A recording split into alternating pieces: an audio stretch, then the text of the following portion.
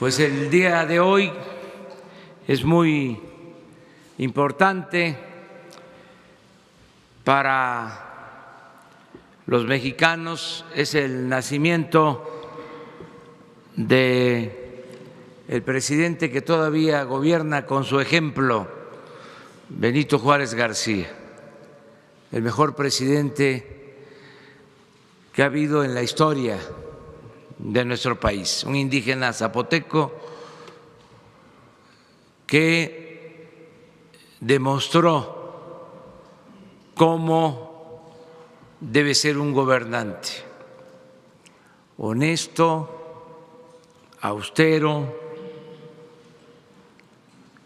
patriota. Por eso hoy vamos a su pueblo. Hoy vamos a estar en Guelatao, vamos a conmemorar este aniversario de su natalicio y de esas casualidades de la vida, coincidencias extraordinarias. Hoy comienza la primavera.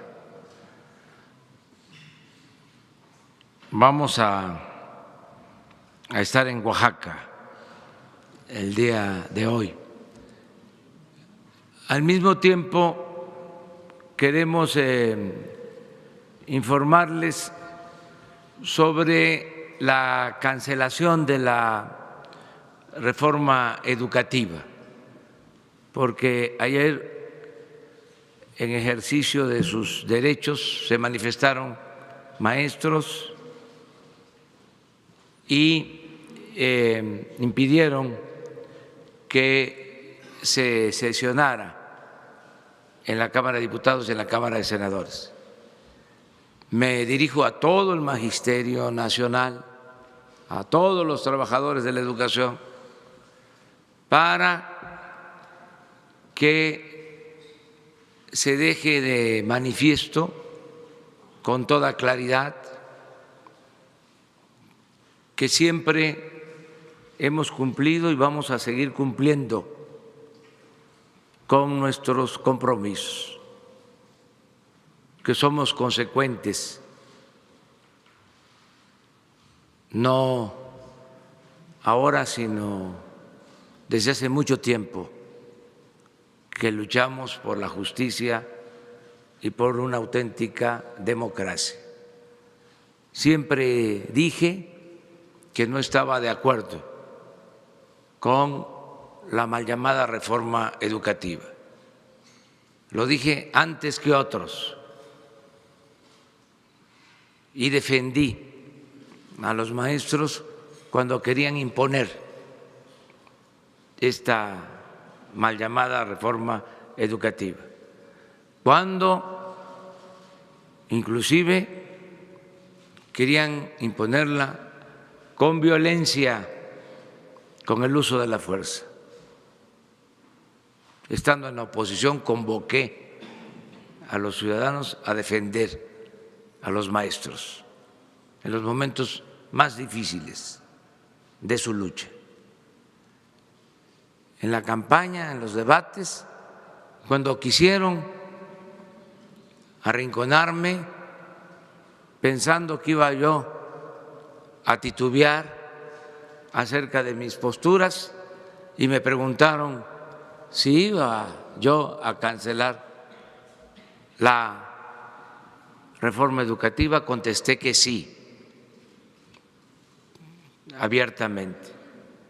Ya siendo presidente electo, en una conferencia conjunta con el presidente Peña, reafirmé mi convicción de que había que cancelar la mal llamada reforma educativa. Ya como presidente constitucional di instrucciones para la elaboración de una iniciativa de reforma a la Constitución. Se iniciaron foros, se consultó a maestros, a padres de familia, a profesionales, se consultó a todas las corrientes del Sindicato de Trabajadores de la Educación, a la CENTE, al CENTE, a todos, y se presentó esta reforma que abroga, cancela la mal llamada reforma educativa y hace una propuesta nueva, distinta, para hacer valer la educación pública, gratuita, de calidad, en todos los niveles escolares. De modo que considero que no hay razón, aunque existe el derecho libre a la manifestación, pero no hay argumentos para sostener de que estamos incumpliendo con nuestra palabra y con nuestro compromiso. No sé qué motiva este movimiento y quiero que se debata sobre este asunto de manera abierta al interior del movimiento magisterial, que lo hagan todos los trabajadores de la educación y de manera especial que se debata en el movimiento democrático magisterial para que se defina una postura con claridad,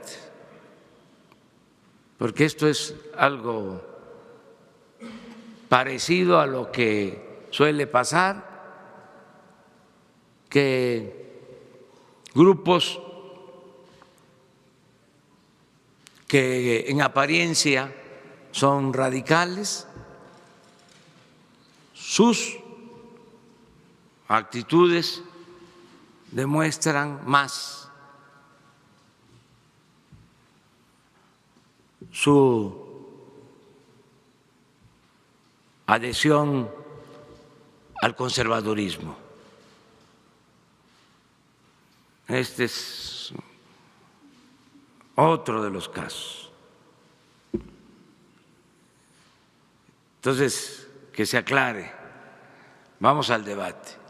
Y decirles también a los que están tomando las instalaciones en el Congreso dos cosas. Primero, que estamos abiertos al diálogo, que tiene instrucciones para dialogar con ellos la secretaria de Gobernación y el secretario de Educación Pública. Desde ahora, que integren sus comisiones y a dialogar todo lo que se requiera. Y lo segundo, decirles también, darles la garantía de que no va a haber represión, que nosotros no somos represores, que no nos confundan, que no somos los mismos. Yo entiendo que hay un proceso de adaptación a las nuevas circunstancias. Estaban acostumbrados pues a enfrentar a gobiernos autoritarios, pero ya no es así. Yo voy a recomendarle de manera muy respetuosa a los legisladores que si es necesario para evitar cualquier provocación, que no sesionen. Lo mejor es la paz y la tranquilidad. y que todos los mexicanos nos atengamos a la opinión pública, al criterio de los ciudadanos, que sean los ciudadanos los que decidan y califiquen si estamos bien en nuestras posturas. Ya no hay posibilidades para la imposición ni para el extremismo. Esta ciudadanía está muy politizada, muy consciente. Entonces, al debate en las redes sociales sobre este tema, al debate en las comunidades, en los pueblos, al debate al interior del movimiento magisterial, al debate entre todos para hacer valer la democracia. Quiero que quede muy claro a todos qué es lo que estamos proponiendo, para que no se vaya a sacar algo de contexto o se nos vaya a atribuir algo que no estamos sosteniendo, que no se quiera agarrar una bandera que no tiene que ver con nuestro propósito, con nuestras intenciones. Nada de excusas, nada de pretextos, claridad, transparencia. Y vamos a seguir hablando, si es necesario, de este tema aquí, para alentar el diálogo. Pero ya no hay partidos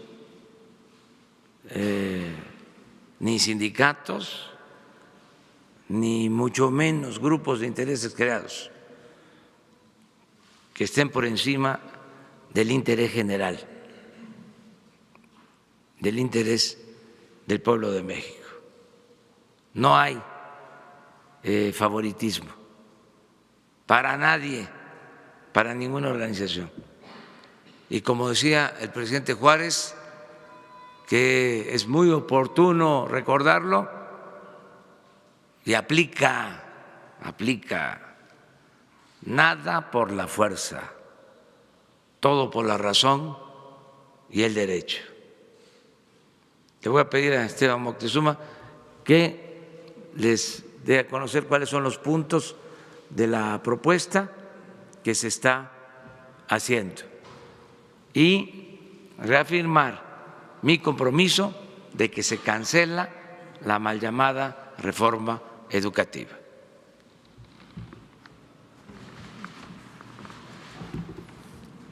Muchísimas gracias, señor presidente. Muy buenos días a todas y todos.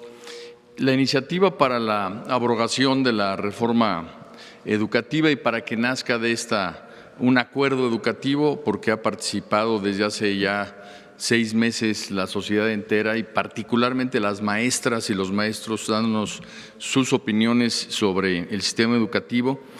Tiene varios puntos que voy a decir de manera muy condensada, porque es lo que la define. En primer lugar, queda abrogado el texto constitucional previo y también a raíz de la aprobación de la iniciativa se abrogarán la ley del Instituto Nacional para la Evaluación de la Educación y la ley del Servicio Profesional Docente también queda abrogado. No habrá evaluaciones punitivas ni obligatorias, sino que habrá un nuevo derecho docente. Los maestros van a tener derecho a un sistema de formación y actualización que subrayo que es gratuito porque actualmente los cursos que toman los maestros se cobran. Este nuevo derecho va a hacer que los maestros mejoren su práctica docente y no habrá ninguna liga entre evaluación y permanencia en el empleo. Explícitamente en la iniciativa queda textualmente esto. Además está el compromiso del señor presidente de la reinstalación de los maestros cesados a raíz de la reforma educativa y la eliminación de las sanciones contrarias a derechos laborales. Al maestro se le da un papel muy importante en nuestro país, que es agente de la transformación social, con lo cual se revalora toda su función frente a la sociedad y con todo el sistema de formación tendremos mejores maestros. La buena noticia es que nuestras maestras y nuestros maestros quieren ser mejores. Y esto nos lleva a que en el texto venga la enseñanza-aprendizaje en el centro de todo el esfuerzo educativo, no las cargas administrativas que actualmente agobian al profesorado. Nos dicen las maestras y los maestros que gastan alrededor del 50% de su tiempo en llenar formatos y el otro 50% en atender a sus niñas y niños. Por eso es que vamos a hacer esta descarga administrativa. La promoción de los maestros estará asociada con conocimientos, aptitudes y experiencia, no con exámenes estandarizados. Los derechos laborales del magisterio están protegidos. Las opciones de mejora están precisamente señaladas en el artículo 3 y en lo que no se mejora se aplica el artículo 123 constitucional apartado B. Quiero hacer hincapié en que estos elementos de mejora, antes de la reforma educativa, por ejemplo, existía la carrera magisterial. Con la carrera magisterial, más de 500,000 maestros lograron subir el sueldo más de 40%. Esto quiere decir que tienen un tratamiento para profesionalizar su profesión, como es el caso de la carrera magisterial previa a la reforma educativa. Y ahora habrá una nueva carrera magisterial para la promoción. En el caso de la búsqueda de una educación de excelencia, esta se define como el mejoramiento integral que promueve el máximo logro de aprendizaje en el aula en beneficio tanto del alumno como de la comunidad. En el caso de las niñas, niños, adolescentes y jóvenes, estos van a estar al centro de la educación. Cabe destacar que es la primera vez que la palabra, el concepto joven, aparece en nuestra Constitución. La educación superior será obligatoria. También debo mencionar que se recupera la educación inicial. En la nueva currícula se impulsará un pensamiento crítico y se impulsarán valores cívicos. Regresa el civismo a la educación. Se crea un sistema nacional de mejora continua de la educación en donde se va a analizar todo el sistema, pero en particular a las autoridades educativas para que cumplan con su obligación. Por primera vez, y esta es una demanda que recogimos de las maestras y los maestros en los foros en todos los estados, las familias y la comunidad se vuelven corresponsables de la educación, porque las maestras y los maestros requieren también de la participación de los padres de familia para lograr su tarea. La educación se define como equitativa. Este es un concepto central en la nueva iniciativa. Impulsará acciones que revertirán carencias alimentarias, de infraestructura y su mantenimiento en zonas de alta marginación y becas para favorecer la permanencia en la escuela.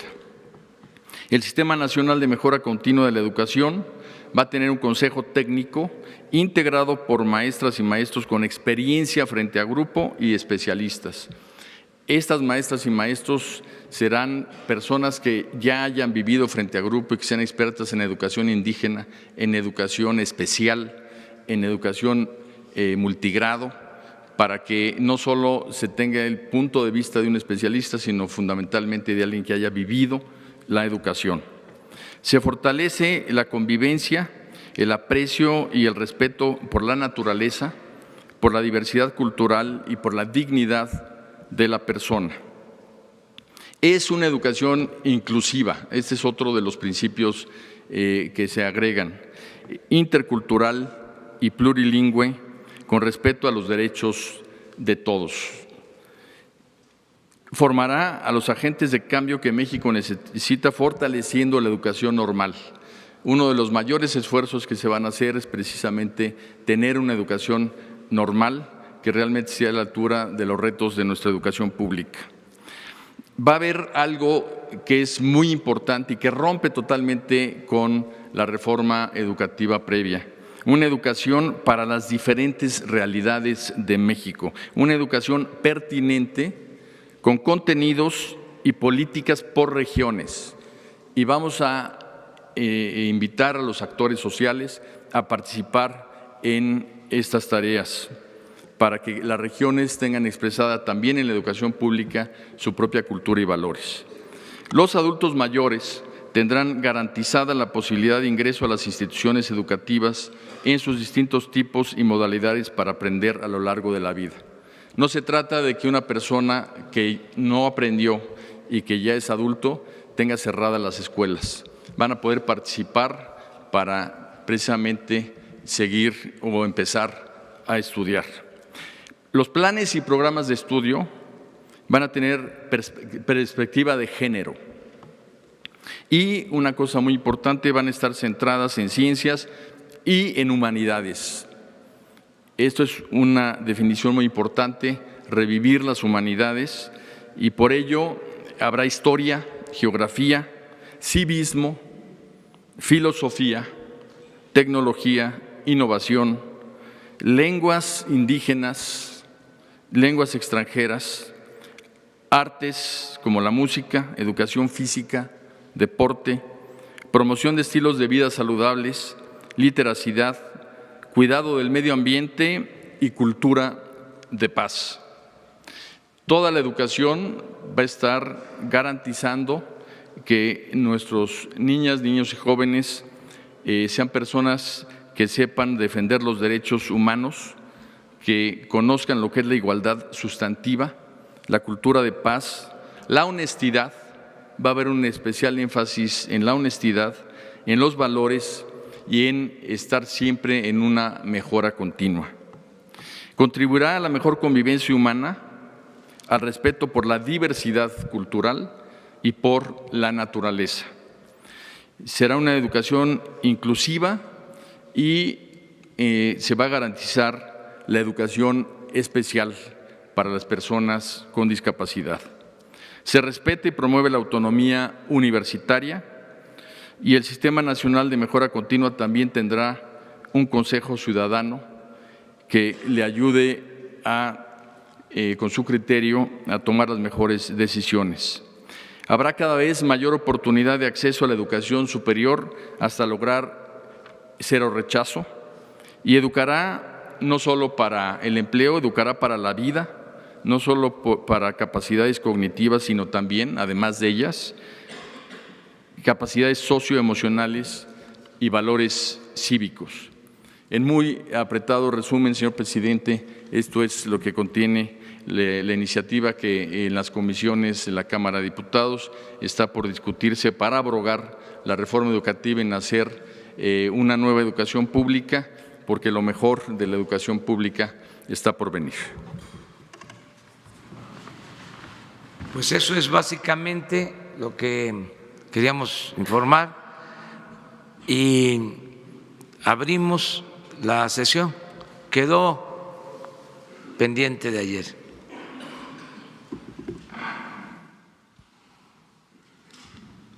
Gracias. Buenos días, señor presidente. Buenos días, secretaria, secretario.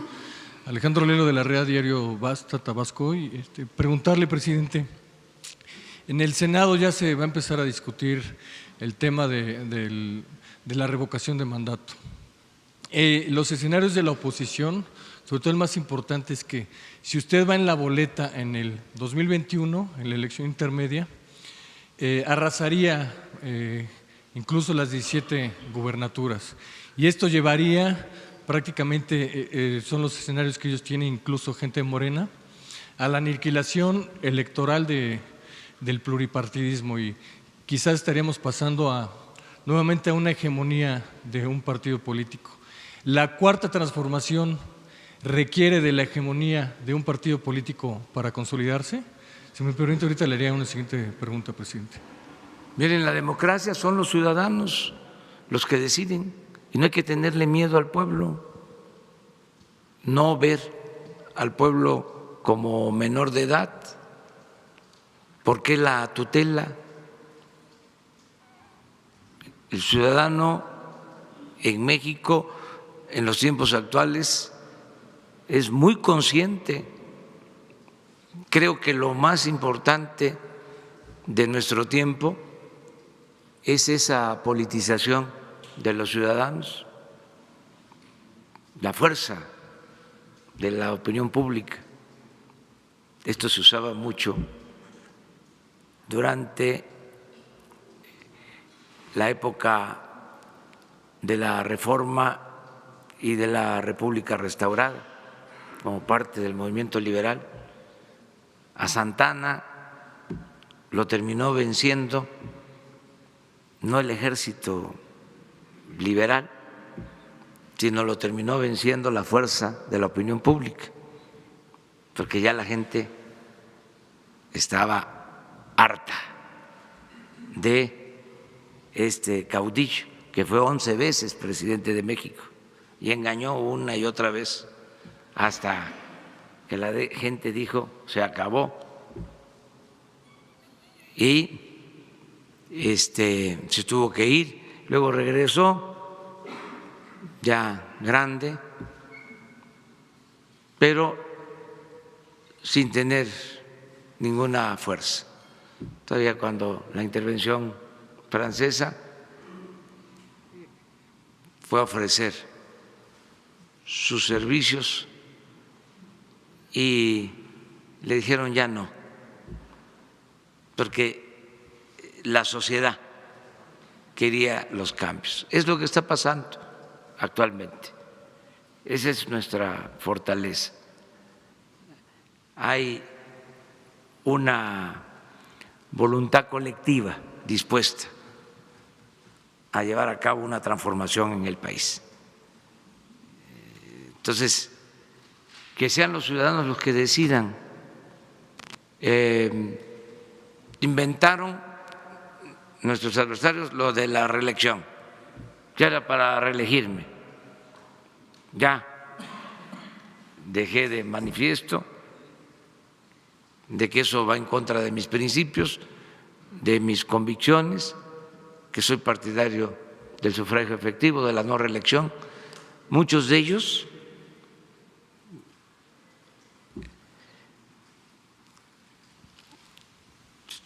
aprobaron la reelección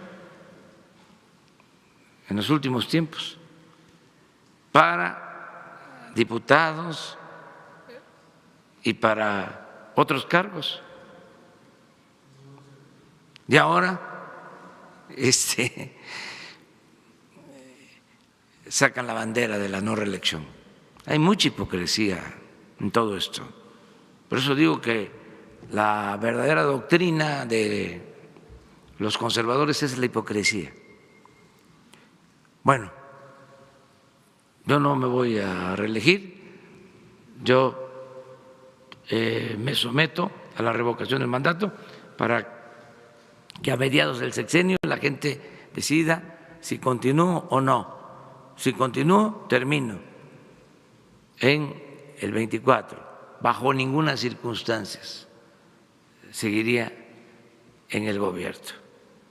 Y además tengo la convicción de que van a ser suficientes 6 años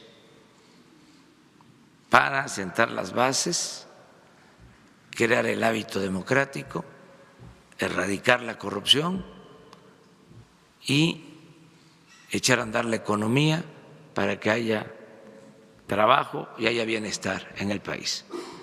Entonces, el que no quieran aprobarlo de la revocación del mandato, argumentando de que voy a ir en la boleta, pues es algo parecido, guardadas las proporciones, a lo que me hicieron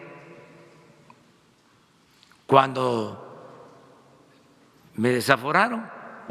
No querían que yo fuera en la boleta del 2006. En el fondo eso era. Inventaron de que había yo incumplido con la decisión de un juez que había yo violado un amparo, que había yo construido un camino para comunicar un hospital en contra de un mandato legal y que por eso me desaforaban. Cuando hubo línea, consigna desde Los Pinos, y fue una de las cosas vergonzosas del Poder Judicial, que llamaron a Los Pinos para darle instrucciones al presidente en ese entonces de la Suprema Corte de Justicia, y se confabularon todos, los legisladores, todo el Congreso, se unieron para desaforar. No está así ahora, es distinto. Pero, pues, ¿cómo es eso de que no aparezca yo en la boleta? Si eso es, además, si una boleta aparte es aprovechar de que se va a llevar a cabo una elección a mediados del sexenio para elegir al nuevo Congreso, en particular a la Cámara de Diputados y otros cargos, pero es una urna aparte donde lo único que se va a preguntar es: ¿quieres que continúe el presidente o que renuncie? ¿Sí o no? O sea, que continúe o que renuncie. Y ya, esa es una boleta. Hasta podríamos organizarlo, lo que pasa es que queremos hacerlo pues de manera legal. Lo hice cuando fui jefe de gobierno, me sometí a la revocación de mandato, nada más que esa consulta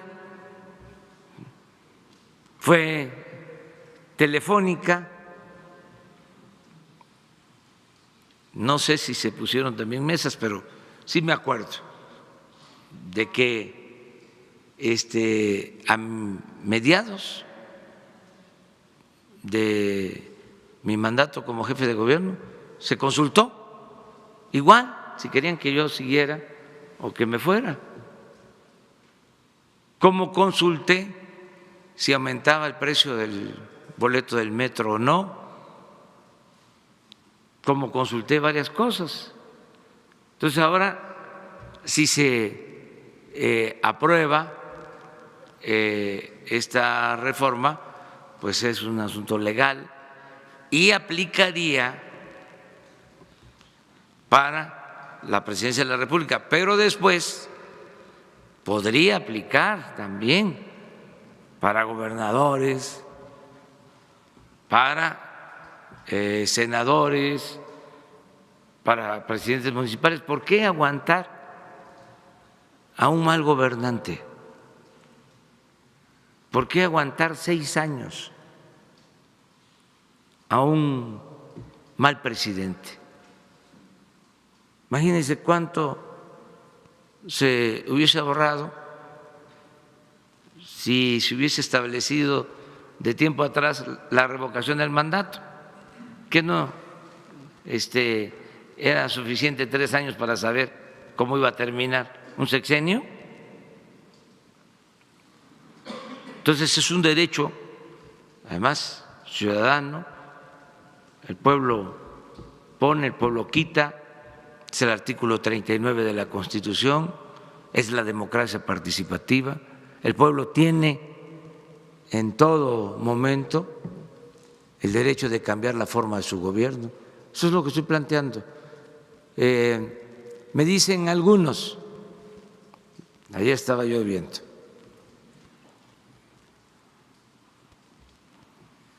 que si era necesario suscribir el compromiso. Pues sí, aunque esté en la Constitución, aunque tengo principios, tengo ideales, para que no haya excusas, pretextos. Es lo mismo. Ahora, si no informamos, pueden salir a decir, es que se incumple con el compromiso, no se abroga la reforma educativa.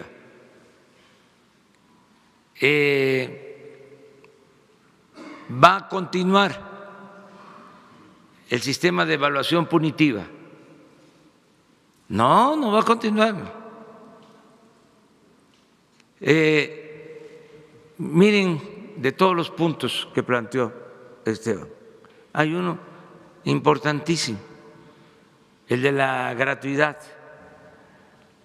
y de que la educación superior sea obligatoria. Esta es una gran reforma,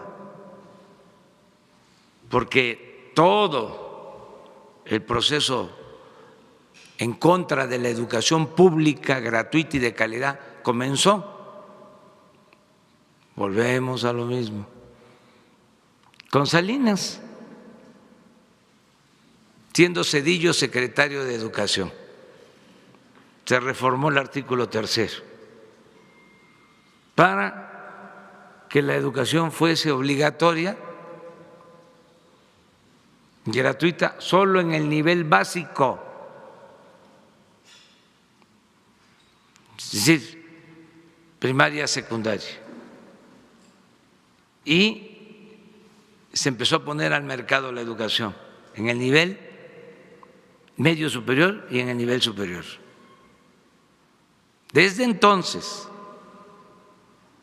ahora es educación gratuita, obligatoria, lo que significa que la educación no es un privilegio, es un derecho del pueblo y que el Estado tiene que garantizar la educación a todos los mexicanos. Eso está en esta reforma. O sea, es regresar a lo que se establecía en la letra y en el espíritu de la Constitución antes de esa modificación que se hizo al artículo 3 durante el gobierno de Salinas. Pero así como eso, otras cosas. El que ya no exista el Instituto de Evaluación, que siempre consideramos que fue una canallada, porque se hubiesen creado institutos de evaluación en todo el gobierno para evaluar a los médicos, para evaluar a los diputados, a los senadores, para evaluar al presidente, y se dirigieron únicamente a los maestros y todo el discurso de desprestigio al magisterio, echándoles la culpa de que la mala educación en México era porque ellos no estaban capacitados o por el ausentismo o porque eran revoltosos o porque no trabajaban, afectaron la dignidad del magisterio. Entonces, ya son cambios importantes. Toda esa corriente conservadora, muy hipócrita, que defendía supuestamente, ¿no?, la calidad de la educación, que siempre decían, y los niños, y nunca repararon de que había un régimen corrupto que impedía atender a la gente humilde, a la gente pobre, y que la educación está estrechamente relacionada con las condiciones de vida de las familias, de los niños. Por eso todo este cambio, toda esta reforma, pero tu pregunta acerca de la revocación del mandato, los legisladores van a decidir lo que ellos consideren. Yo hice ese compromiso y no solo en esta campaña. Si ustedes ven los compromisos en el 2006, en el 2012, está la revocación del mandato. Vamos a ver en qué termina esta situación. Gracias, presidente. La otra pregunta sería, el lunes nos presentaron el diagnóstico de Pemex, vemos un decrecimiento en ingresos, en producción, en campos, y sin embargo 2013 se da una calificación, pasa de triple B menos a triple B, no, perdón, de triple B a triple B más. Y ahora, al principio de su sexenio, la calificación baja 2 puntos de triple B más a triple B menos, cuando el proyecto es un crecimiento de la empresa. El punto aquí quizás más interesante y relevante es que la deuda también en ese periodo aumentó y ahora no se contrata deuda. ¿Será que las calificadoras, o sea, que califican mal por no contratar deuda? ¿Hay alguna relación con eso? Esa sería la pregunta concreta. Y ya nada más, para tener, presidente, aprovechando el día, ¿usted considera que el presidente Benito Juárez cometió errores y cuáles serían estos? Gracias, presidente. Bueno, acerca de las calificadoras, no quiero yo contradecir sus análisis. Sí hay esta falla o este comportamiento que resulta ilógico. Puede tener una explicación, puede ser que ellos consideren otros factores, no solo el del aumento de deuda o el de producción o el que tiene que ver con los precios del petróleo. O sea,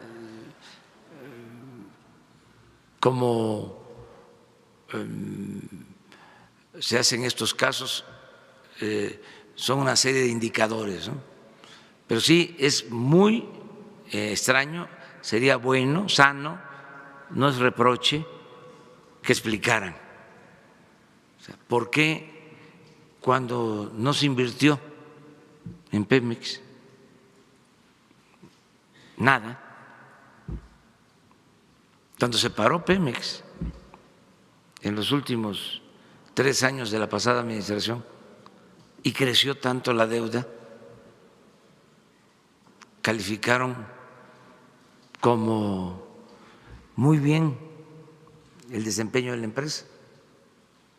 Y como ahora que estamos incrementando la inversión, que se van a explotar 20 campos nuevos, que no hemos solicitado deuda, se califica en riesgo a Pemex. Yo creo que algo que les falta, y es una recomendación respetuosa, no solo a esa calificadora, sino a todas, y al sistema financiero en su conjunto, es que se tome en cuenta la variable corrupción.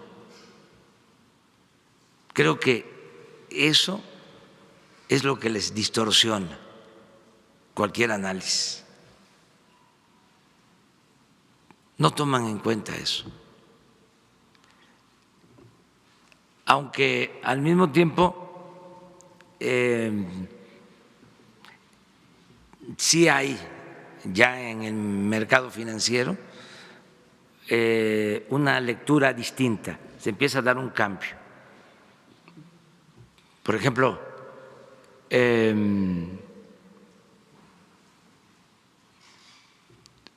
cae la calificación en Pemex, pero se fortalece el peso. Ayer estuvo el peso fortachón, llevaba tiempo. Y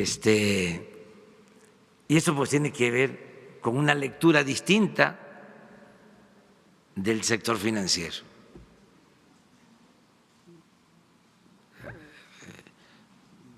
También tiene que ver de cómo están viendo lo de corrupción. Yo atribuyo mucho la confianza a México por esta campaña que hemos emprendido en contra de la corrupción. Porque hay inversionistas, hay empresarios nacionales y sobre todo en el extranjero que traían esa preocupación, al grado de que ya en los acuerdos internacionales ya se incluía el compromiso de gobiernos de acabar con la corrupción, porque eso les afectaba mucho. Por ejemplo, no hay, cuando existe corrupción, libre mercado, no hay competencia, se monopoliza todo. ¿Y cuál es una de las condiciones básicas del modelo neoliberal? La competencia. Pero eso se anulaba con la corrupción, porque se sabía de antemano quién iba a ganar un contrato, o unas cuantas empresas acaparaban todas las compras del gobierno, o había que dar sobornos para obtener contratos. Entonces, eso se termina, eso pone el piso parejo. Ayer, por ejemplo, se hizo una reunión con todos los proveedores de medicinas y acudieron muchos, y vamos a convocar de manera abierta, es una licitación internacional,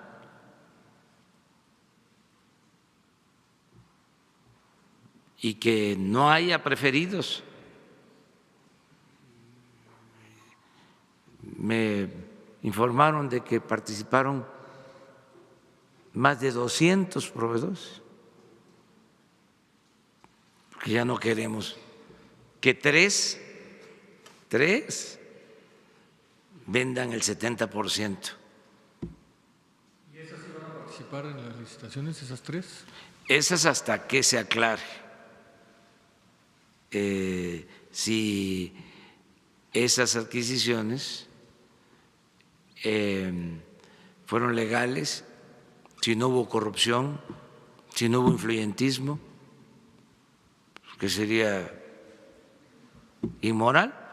O sea, decir, a ver, no pasó nada. Además es violatorio de la Constitución, del artículo 28. No pueden haber monopolios.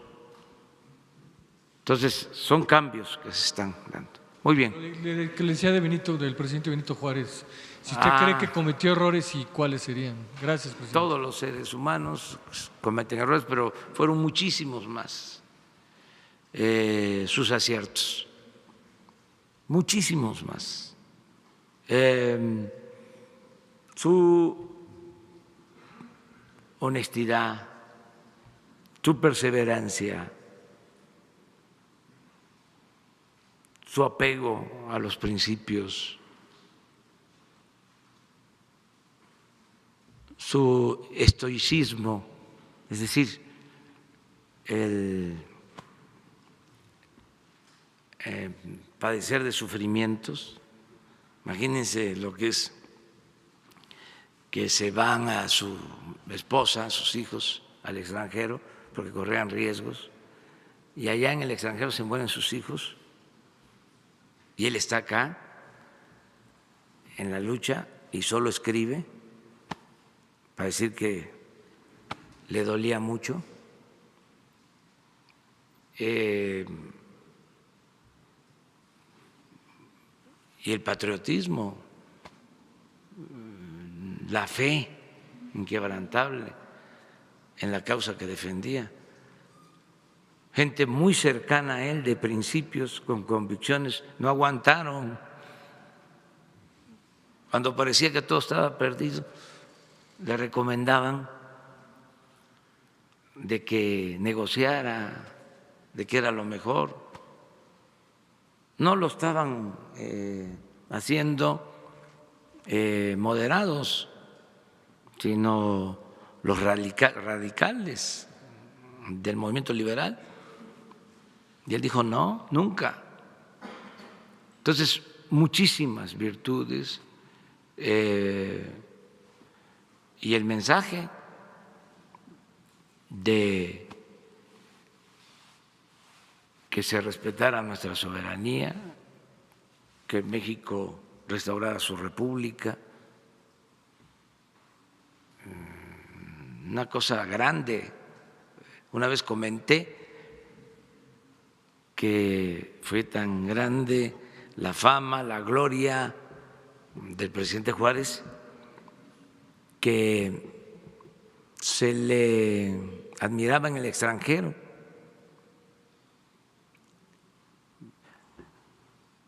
Mussolini se llamaba Benito porque su papá admiraba a Juárez. Por eso le pusieron a Mussolini Benito.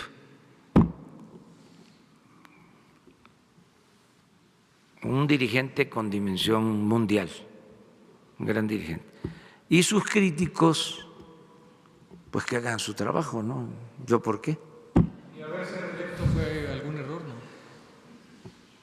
Es que no voy a hablar de eso en estos momentos. Le decía del presidente Juárez. Son circunstancias y son tiempos.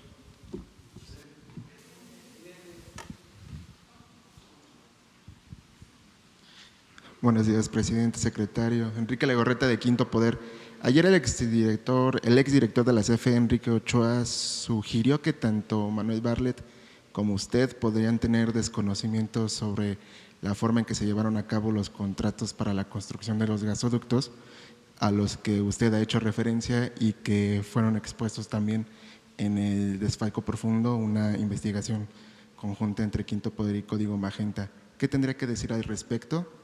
También el ahora diputado negó que la CFE está en quiebra e incluso dijo que dejó ganancias durante su último año de gestión en el 2016. ¿Coincide con todo lo que está diciendo y con lo que están encontrando ustedes en la administración? Muchas gracias. No, no coincido con él. Respeto su punto de vista, pero no lo comparto.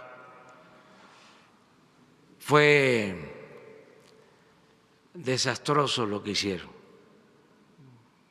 en los contratos para la construcción de los gasoductos. Son contratos leoninos.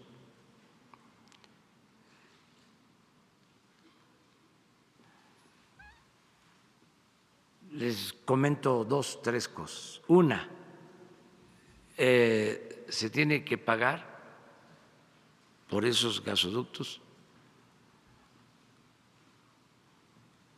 hasta 8 veces más lo contratado.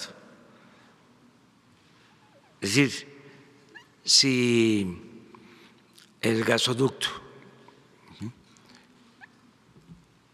tiene un costo de 1,000 millones de dólares, hay que terminar pagando 8,000 millones de dólares.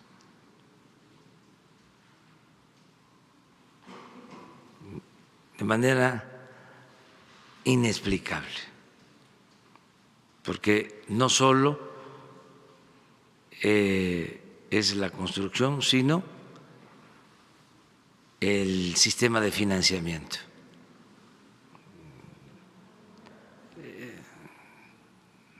Totalmente desproporcionado. Ese es un caso. Otro. Paga la Comisión Federal los gasoductos y no pasan a ser propiedad de la Comisión Federal de Electricidad. Siguen siendo propiedad de la empresa que los construyó. Increíble.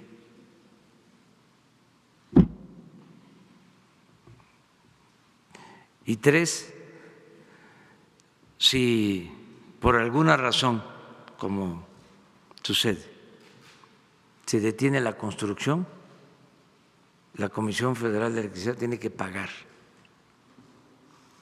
multas a la empresa. Yo espero que se llegue a un acuerdo, porque es muy oneroso. Les voy a dejar un documento, parece como si nos hubiésemos puesto de acuerdo, porque ayer precisamente tuve una reunión de trabajo con el director de la Comisión Federal de Electricidad y vimos el tema y le pedí unas notas sobre este caso y me las entregó. Hoy en la mañana me llegaron muy temprano y se las voy a dar a conocer, las voy a compartir con ustedes. Quiero aclarar que no buscamos afectar a las empresas, que queremos que se llegue a un acuerdo, que busquemos una salida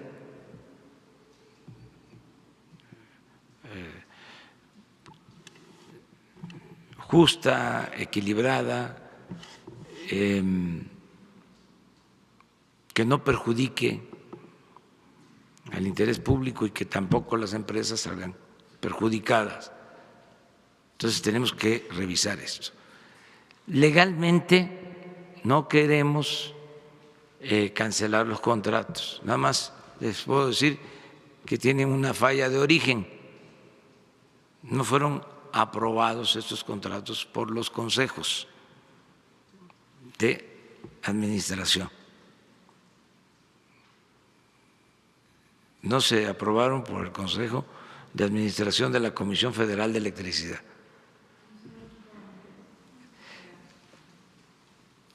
Es un asunto de interpretación jurídica, pero no estamos en ese terreno. Lo que queremos es, a ver, vamos a sentarnos a revisar contrato por contrato y a llegar a acuerdos en los mejores términos. ¿En ese caso se interpondrían ya las denuncias contra quienes sean los responsables o ya están en ese proceso? Vamos a revisar bien los contratos, sí vamos a transparentar todo, bueno, al grado que les voy a dar el documento que me entrega el director de la Comisión Federal de Electricidad, después de un análisis que se hizo de todos estos gasoductos. Dos más, vamos atrás. Tú. Buenos días, presidente. Montserrat Sánchez, de Reporte Índigo. Son dos preguntas. La primera, el día de ayer se registró un atentado contra otro periodista en Oaxaca. Pedirle fecha exacta cuándo va a presentar las modificaciones que se van a hacer al protocolo para proteger a periodistas y a derechos humanos, ya que en este año van 4 asesinados y, por ejemplo, el primero, que fue en Baja California, contaba con esta protección. Y la segunda, en la visita a las Islas Marías, los trabajadores nos decían que les avisaron desde febrero que los iban a cambiar, pero ya va para un poco más de un mes y no saben a dónde, o sea, están en incertidumbre en su situación laboral. Gracias, presidente. Sí, en los dos casos vamos a dar respuesta. Puede ser mañana, que le pida yo a Alejandro Encinas, en el primer caso, lo de la protección de periodistas. Ya se está trabajando en mejorar este mecanismo. Entonces mañana, si les parece, les informamos sobre eso. Y lo mismo de lo de las Islas Marías, de que venga el responsable, Francisco Garduño, y les dé una respuesta, ¿no? Porque se han demorado y que también sirve para ver qué sucedió con los traslados, cómo se ha avanzado en el propósito de que si los reclusos lo solicitan, lo piden, se les acerque a sus lugares de origen, donde están sus familiares, a penales más cercanos a donde viven, que nos informen sobre eso, si te parece. A ver. Buenos días, Mariana León del Financiero. Dos preguntas, señor presidente. Usted habla ahora, junto con el secretario de Educación, de que no habrá evaluación para el ingreso al servicio profesional docente y que se recuperará la carrera magisterial que se había perdido. Hubo señalamientos en el pasado que la carrera magisterial se había utilizado como mecanismo para dentro de los sindicatos, un mecanismo corrupto para que los maestros pudieran ingresar y que también como un arma política para manipular a los maestros. ¿Cómo se puede garantizar que si no hay evaluación para el ingreso de los profesores, haya un proceso transparente y no se manipule a los maestros desde el sindicato para que puedan estar ahí? También ayer, en otro tema, usted esta semana habló sobre la nueva estructura que tendrán los coordinadores de los programas estatales. Esto implica un gabinete de seguridad, digamos, en cada uno de los estados. Los gobernadores habían elevado su voz para decir que era una preocupación que los coordinadores estatales estuvieran involucrados en temas de seguridad. ¿Cómo garantizarles que habrá una separación entre estos delegados y el tema de seguridad, que era una preocupación de los gobernadores? Es decir, ¿este nuevo gabinete de seguridad tendrá voz y voto en las acciones que lleve a cabo la Guardia Nacional? Gracias. No es lo mismo, es una forma de estructurar a las dependencias del gobierno federal en los estados, una forma de organizar. Como ya no hay delegaciones, no existen las delegaciones, se está ahora proponiendo que, además del coordinador general, para atender las peticiones, las demandas de los ciudadanos, existan 4 subcoordinaciones.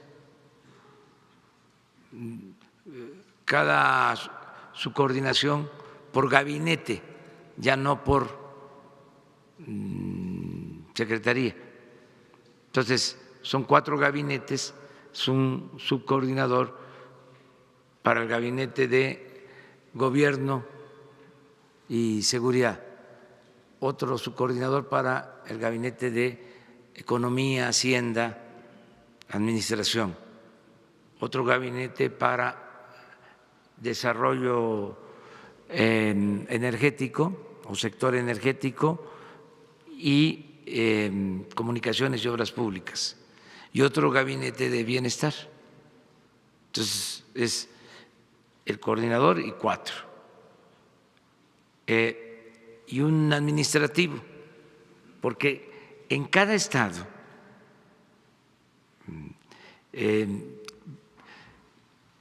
habían y van a quedar la mayoría de los trabajadores de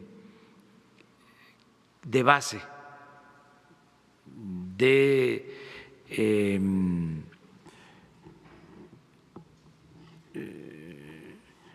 operación necesaria, sindicalizados, lo que se ajusta es lo de arriba, que es donde estaba el exceso. Entonces, abajo hay estados en donde pueden haber, sin considerar a los maestros, ¿sí?, o a los médicos, pueden haber hasta 3,000 trabajadores del gobierno federal. Entonces, pues se necesita un área administrativa. Son muchos y requieren un área administrativa. Esa es la forma de organizar.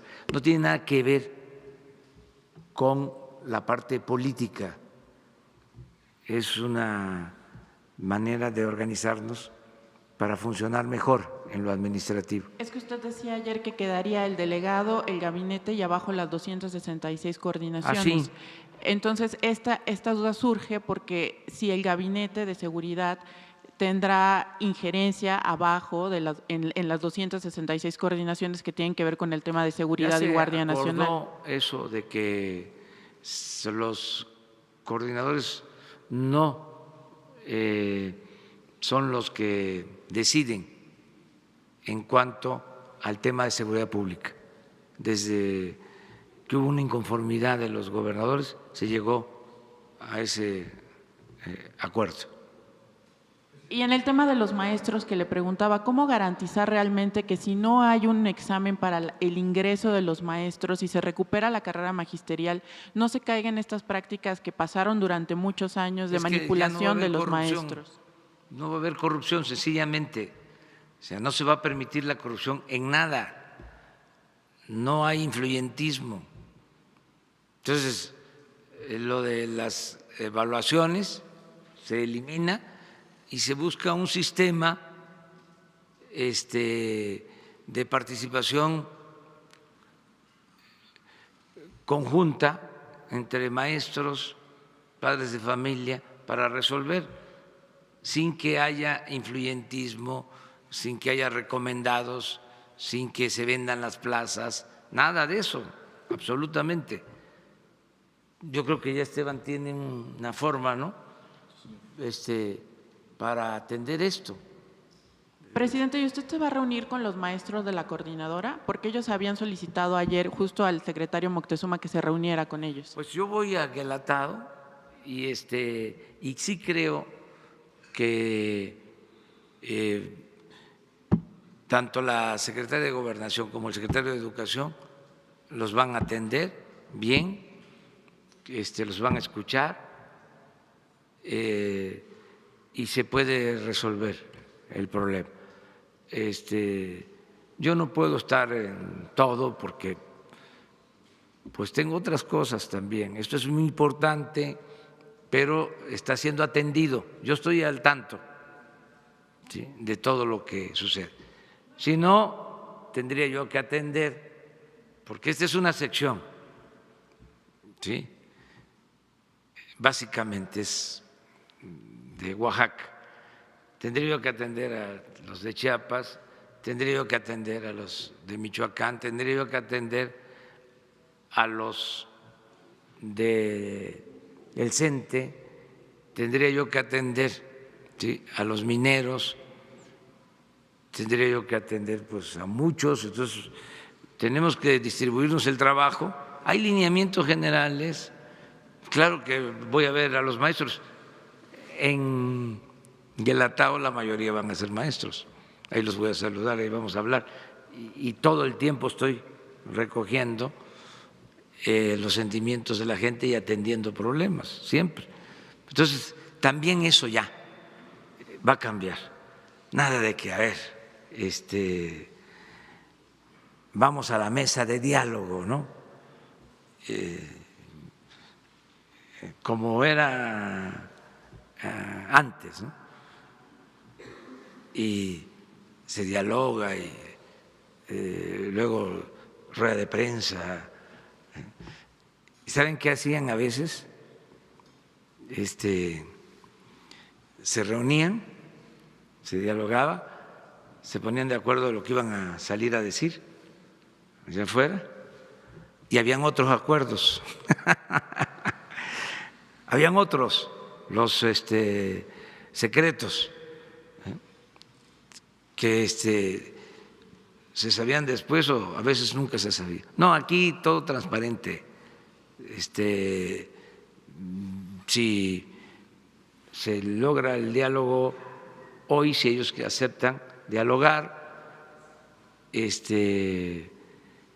ya mañana informamos que nos también presenten un pliego petitorio o sus inconformidades, también para darlas a conocer, a ver qué cosa es lo que quiere, cuál es la inconformidad, qué le falta, ¿sí? Porque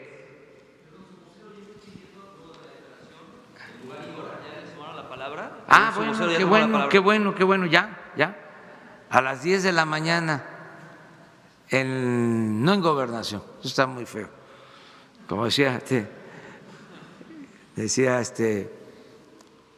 don Fidel Velázquez, no voy a Gobernación porque ahí nada más regañan, no, la Secretaría de Educación Pública, ahí, ¿te parece? Claro que sí. A las 10 de la mañana, ahí, hoy, ahora, ya saliendo de aquí, ya nos vamos ahí. A las 10 de la mañana estaría Esteban ahí, los espera, y va a estar la secretaria de Gobernación. Oiga, ya no regañan en Gobernación, ya es la Secretaría para la Defensa de los Derechos Humanos, ya cambió completamente, ese es otro cambio, pero que ya no se esté visitando Gobernación, ya hay que cambiar todo completamente. En este caso, educación pública corresponde y ahí que se dé el diálogo. Pero, sí, perdón. Sí, muy brevemente, qué bueno que hiciste esa pregunta. Lo que literalmente dice la propuesta es que la admisión, promoción y reconocimiento del personal que ejerza la función docente, directiva o de supervisión se realizará a través de procesos de selección a los que concurran los aspirantes en igualdad de condiciones, los cuales serán públicos, transparentes, equitativos e imparciales y considerarán conocimientos, aptitudes y experiencia necesarios para el aprendizaje y el desarrollo integral de los educandos. O sea, al centro está el aprendizaje de los educandos y en función de eso se hace este proceso. Ahora, este proceso, curiosamente, también está de manera sugerida en el apartado B del 123, cuando dice que la designación del personal se hará mediante sistemas que permitan apreciar los conocimientos y aptitudes. Entonces, es algo que está totalmente en línea con los derechos laborales, pero sobre todo centrado en buscar el aprendizaje de los niños. En tu pregunta dices, entonces, el ingreso no se hará a través de exámenes. Los exámenes anteriores eran estandarizados y eran exámenes de conocimientos nada más, y un maestro no podía mostrar lo bueno que era como maestro en un examen estandarizado. Por eso es que ahorita cambia radicalmente y considera aptitudes, considera experiencia, etcétera. Pero otra cosa más grave, no se aplicó en todos los casos la norma. Ya hemos informado que en varios estados hay mucha gente que tiene plaza y que ingresó sin examen a través de nóminas que estaban, digamos que ocultas. Y sobre carrera magisterial, no es que se vaya a regresar la carrera magisterial. La carrera magisterial funcionó muy bien durante los primeros años. Incluso la carrera magisterial al principio nació con exámenes voluntarios de los maestros. Los maestros que querían se examinaban y era la promoción de la carrera vía alrededor de 5 criterios diferentes. Esa carrera poco a poco, como tú dices, se fue cambiando y se fue degradando, pero duró 27 años, quiere decir que nació muy robusta. Al decir que va a haber una carrera magisterial, una carrera profesional del magisterio, etcétera, hablamos que sí va a haber un mecanismo de estímulo a los maestros para que se preparen, para que se capaciten y que en base en ello tengan promociones. Entonces no va a ser la carrera magisterial, va a ser una carrera del magisterio y no vamos a definirla en la SEP. La vamos a definir junto con los maestros, junto con las maestras, junto con los agentes de la educación, en mesas de trabajo que van a ayudarnos a hacer las leyes secundarias, tal y cual hicimos esta iniciativa con consultas muy amplias. Muy bien. Una más. A ver.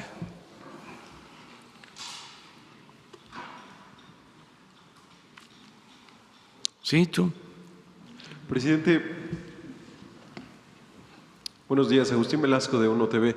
Yo le quiero preguntar acerca de esta reunión con Jared Kushner. ¿Por qué hacerlo en una casa privada y no en Palacio Nacional o en la Secretaría de Relaciones Exteriores si es un encuentro bilateral? Eso por un lado. Y por otro lado, el tema de la revocación del mandato. ¿Está usted en la disposición de ser flexible en cambiar la fecha, cambiar el formato, con tal de llegar a un acuerdo con la oposición y que su nombre no aparezca en la elección intermedia? Gracias. Bueno, lo de la visita se hizo en una casa particular de un amigo en común porque se ajustó el horario. Él viajó de Estados Unidos solo a este encuentro, tenía su agenda, igual yo tenía compromisos y se podía llevar a cabo esta reunión a esa hora, a las 8 de la noche, y estuvimos hasta las 10, 10:30, ¿no? Sí.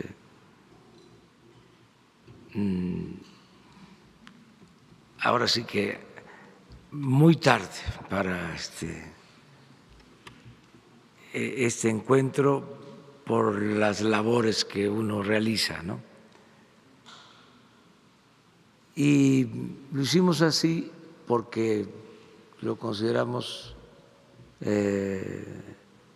normal, ¿sí? Hacerlo en ese plan de amistad.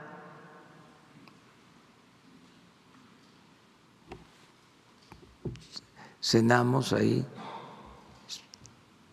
no fue una reunión rígida,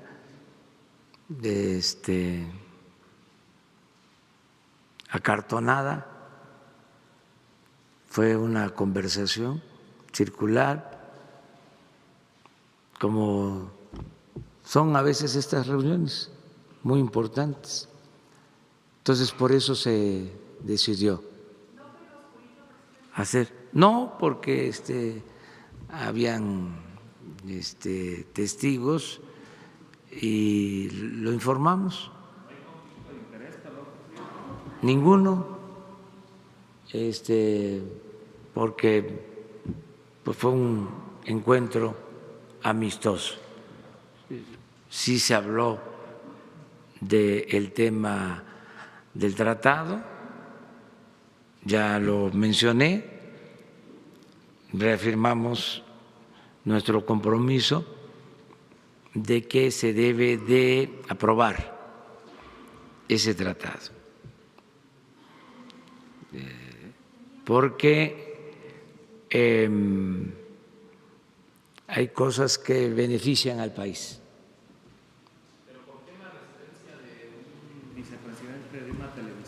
Porque pues así se dieron las circunstancias,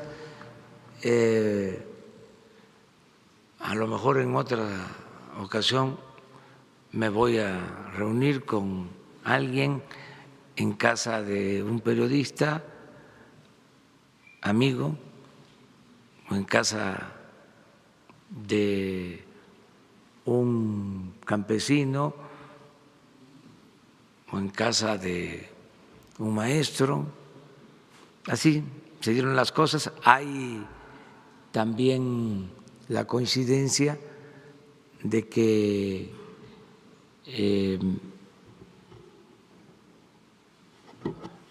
se tiene amistad entre las partes. Entonces fue en ese ambiente de amistad, nos sentimos cómodos.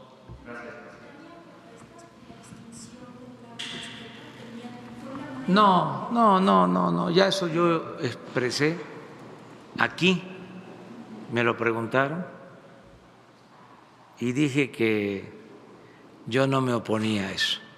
Y señor presidente, ¿por qué aceptó usted ir a casa de un particular siendo usted el presidente de México? Porque no se me quita nada. O sea, yo soy respetuoso de la investidura presidencial. Si fuese yo a hacer algo indigno, entonces sí, no podría yo reunirme en ningún lado con nadie, pero pues yo tengo mi autoridad moral para asistir a cualquier encuentro, cualquier acto. Tampoco era cualquier empresario, ¿no? Era el presidente, era de la principal televisora del país y con muchos intereses también. Sí, y hay celos y sentimientos, y yo los entiendo, pero ya, mire, así, abrazos y amor y paz, ¿sí? Ya, no tantos celos, no tantos sentimientos. Me llevo muy bien con todos, nos llevamos muy bien con todos y tenemos que reconciliarnos. Es una etapa nueva. La cuarta transformación también implica la reconciliación nacional, la reconciliación histórica. Entonces, lo importante es de que se mantiene con el gobierno de Estados Unidos una relación de amistad. Esto dice mucho. No puedo explicar todo lo que significa tener una relación de amistad y de respeto mutuo. Es fundamental. México, con todo respeto, no es Brasil, no es Italia. ¿Sí?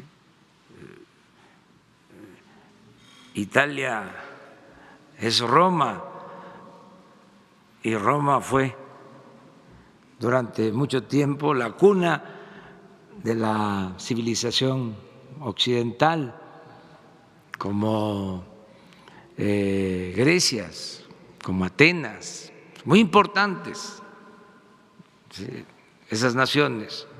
Brasil, importantísimo, una gran nación, un gran pueblo. Pero nosotros, por razones de geopolítica, tenemos que mantener un cuidado mayor de nuestra relación con Estados Unidos. Somos vecinos, a eso me refiero, para que no se vaya a malinterpretar, que no somos Brasil o no somos Italia o Francia. Tenemos 3.180 kilómetros de frontera con Estados Unidos. Viven 24 millones de mexicanos en Estados Unidos. Tenemos estrechas relaciones económicas, comerciales. Compartimos historias de confrontación y también momentos de amistad, de solidaridad. O sea, es una relación equivalente a la relación que debemos tener también por cuestiones históricas, geopolíticas, culturales, con nuestra América, como decía Martí. Es igual. Y añado, queremos tener muy buenas relaciones con todos los pueblos, con todas las naciones, con todos los gobiernos del mundo. Entonces, por eso este encuentro y otros, y vamos a seguir dialogando, porque nos importa tener buenas relaciones con el gobierno de Estados Unidos, como tener buenas relaciones con todos los gobiernos. Y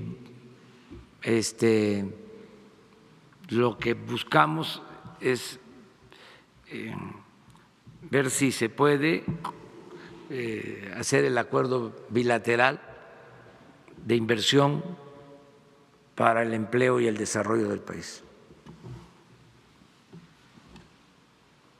Yo pensaba que ya se había pasado esto, no quedó, pero bueno, ahí se va a ir aclarando. No, pero no fue así en oscurito, fue público. Creo que se les informó, ¿no? Bueno, cuando terminó el encuentro. Sí, es que si no, también, imagínense, se informa antes, o sea, no se podía haber llevado a cabo.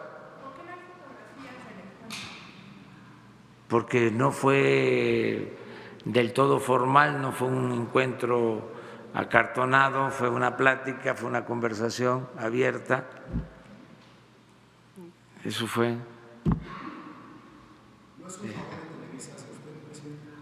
No. Bueno, a lo mejor sí, y yo recibo todos los favores. Todo el que quiera ayudar, es bienvenido, bien recibido, todas sus buenas intenciones. No, si no es toma y daca la política. O sea, la política tiene que ver con principios, tiene que ver con ideales. Y también no todo el que ayuda lo hace siempre por un interés. Sí, ya sé que son temas interesantes de análisis, de reflexión.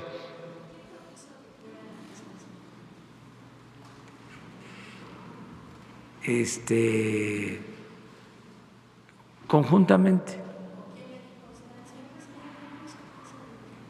No, se vieron las opciones y ofrecieron que podía ser ahí, dije yo sí, acepté.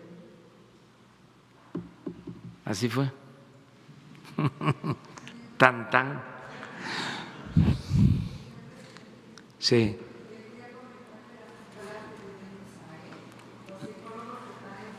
A frente de estas escuelas que están atendiendo a estos niños vulnerables de diferentes especialidades, no tienen, ¿cómo se llama? No tienen su plaza de psicólogo, sino tienen de maestro frente a grupo.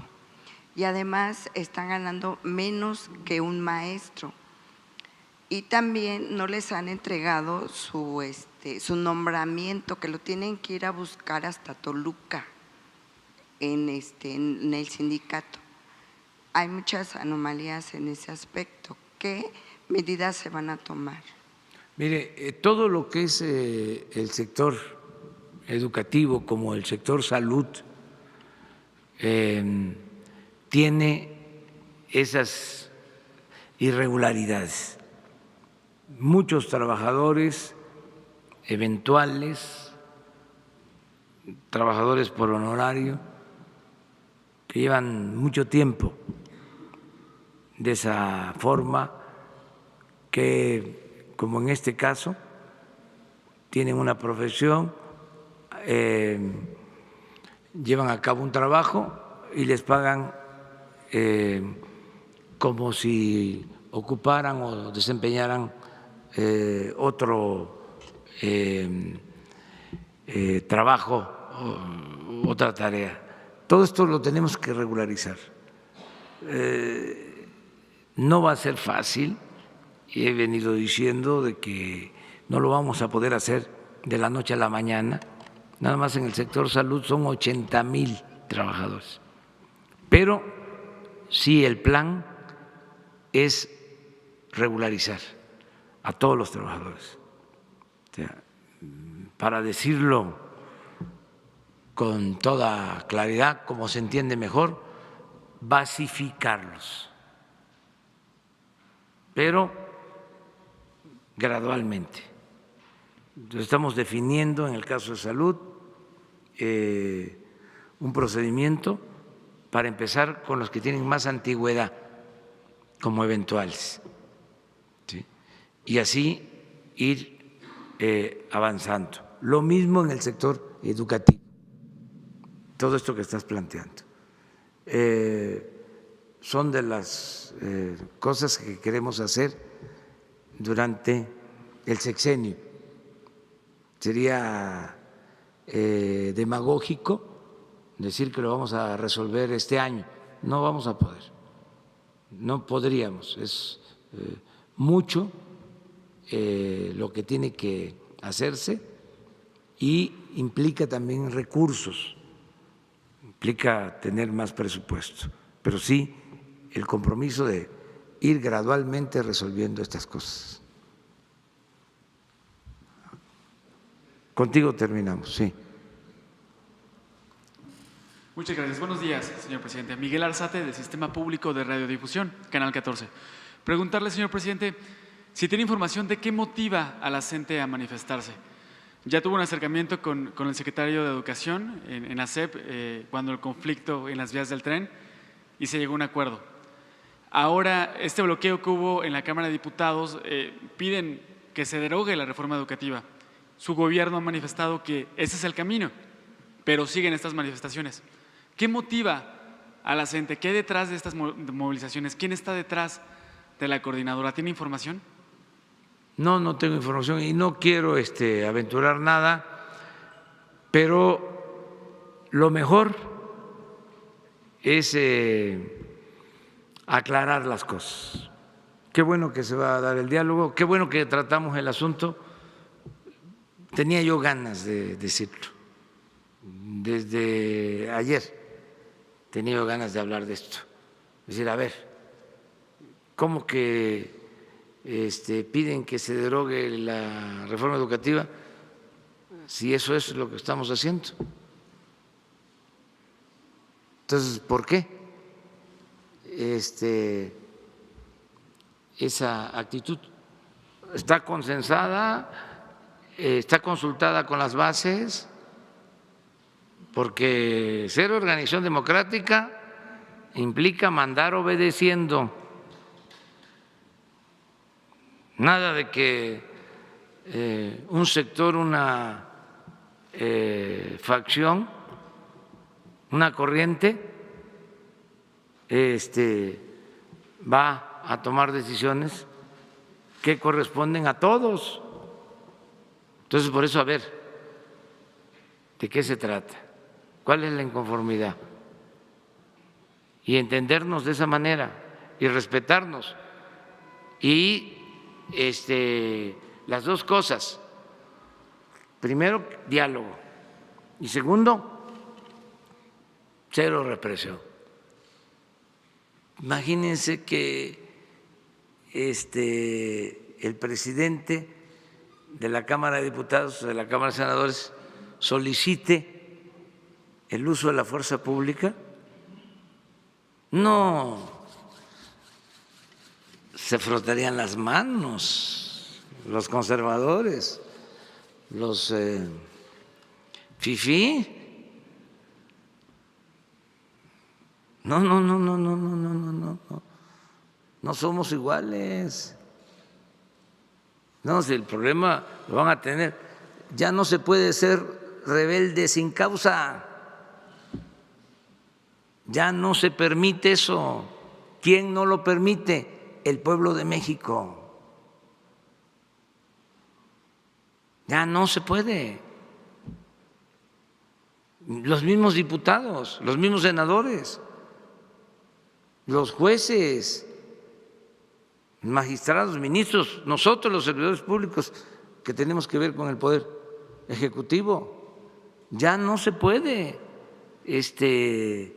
hacer nada a capricho. Si no se argumentan las cosas, si no se tiene la razón, si no es una causa justa,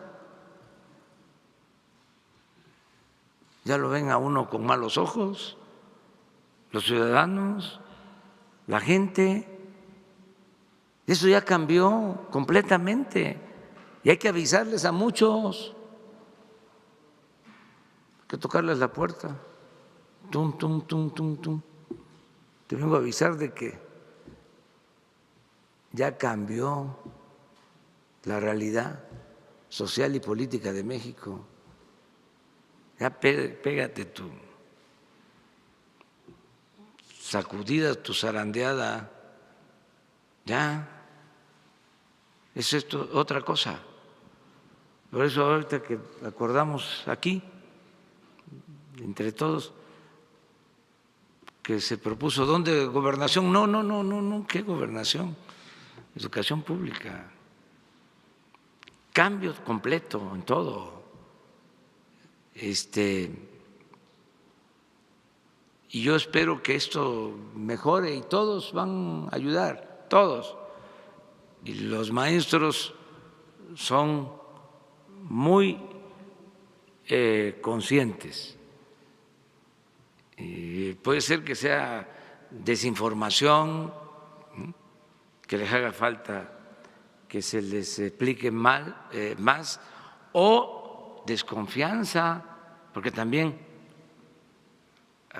son muchos años de engaños, de mentiras. A lo mejor están pensando, van a presentar la iniciativa, pero allá adentro va a haber traición y no van a aprobar lo que queremos. Pueden estar pensando eso. Hoy en la mañana, cuando me informaron de que había la posibilidad, que habían dicho algunos legisladores, de que una sede alterna, imagínense eso, fuese el centro bancario, ¿cómo se llama? Banamex. ¿Saben que ahí se hizo la reforma educativa? ¿Cómo nosotros vamos a hacer esas cosas? No quieren dejar de sesionar. Mi opinión, o sea, claro que lo tiene que decidir el Poder Legislativo, que no se sesione, Pero no vamos, eso es una vergüenza, eso es indigno. Y tienen que buscar la manera de que se sesione y quieren estar ahí un mes, pues ni modo. Pero yo no voy a ordenar el uso de la fuerza. Esto no es un gobierno represor. Y que cada quien asuma sus responsabilidades. Pero sí aclararles que se cancela la mal llamada reforma educativa. Y como esto lo están escuchando maestros de todo el país, y esa va a ser la información.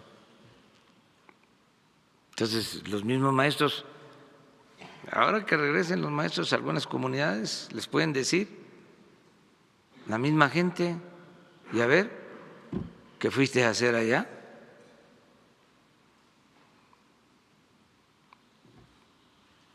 ¿Cuál es la causa? Porque las comunidades apoyaban a los maestros o apoyan en sus luchas,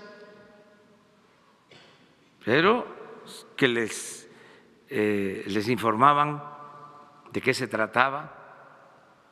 Pero resulta que se busca un cambio de verdad y hay una oposición. Entonces yo espero que sea por falta de información y que se resuelva con el diálogo y que adelante. Muy bien, muchas gracias. Nos vemos mañana.